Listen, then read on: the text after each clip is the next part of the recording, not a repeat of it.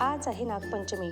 श्रावण सुरू झाला की आपल्या मराठी सणांची एक वेगळीच चाहूल लागते आणि मन अजूनच प्रसन्न होतं. आजचा दिवस खास आहे कारण यावर्षी श्रावणातला पहिला सोमवार आणि नागपंचमी एकाच दिवशी आले आहेत. नागदेवतेची पूजा करायचीच आहे, पण त्याआधी घरातल्या देवांची पूजा करून घेतली. आदल्या दिवशी मम्मीकडे गेलेले आणि मम्मीकडे चाफ्याचं झाड आहे आणि त्याला पण भरपूर फुलं आलेली, तर मम्मीने मला पण दिलेली पूजेसाठी. फुलांचा डबा उघडताच एवढा मस्त सुगंध घरभर पसरलेला चाफ्याचा. खरं तर मला नागदेवतेचं पूजन हे मुलांच्या सोबत करायचं होतं, कारण का त्यांना पण त्याच्याबद्दल माहिती भेटली असती, कसं करतात आपले सणवार. पण त्यांची शाळा होती सकाळी आणि मग मी पूजा करत बसले असते तर त्यांना शाळेत जायला उशीर झाला असता, म्हणून म्हणलं त्यांना शाळेत सोडून आल्यावरच मी आरामात पूजा करत बसेन. घरातल्या देवांची पूजा करून झाल्यानंतर नागदेवतेंच्या पूजेची तयारी सुरू केली.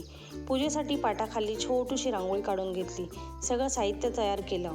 त्यानंतर त्या छोट्याशा रांगोळीवर पाट मांडून घेतला आणि तो छान पुसून घेतला.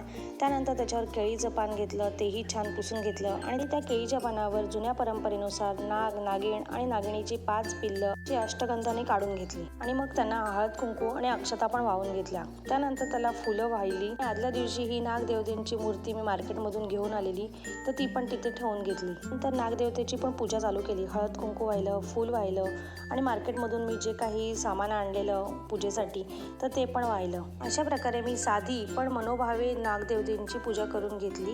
नंतर नागोबाला नैवेद्य पण दाखवला, दूध, लाया आणि दाण्यांचा, आणि मग दिवा लावून छोटीशी पूजा पूर्ण करून घेतली. पूजा करत असताना मनात एकच भावना होती, माझ्या पोरांना, माझ्या कुटुंबाला नेहमी सुखी, समाधानी आणि निरोगी ठेव. मी ही घरची परंपरा साध्या पद्धतीने जपत सण साजरे करते. अशी माझी या वर्षीची नागपंचमी पूजा तुम्हाला कशी वाटली कमेंट करून नक्की सांगा. तसेच माझ्या आयुष्यातले छोटे मोठे सुंदर क्षण मी तुमच्यासोबत शेअर करते.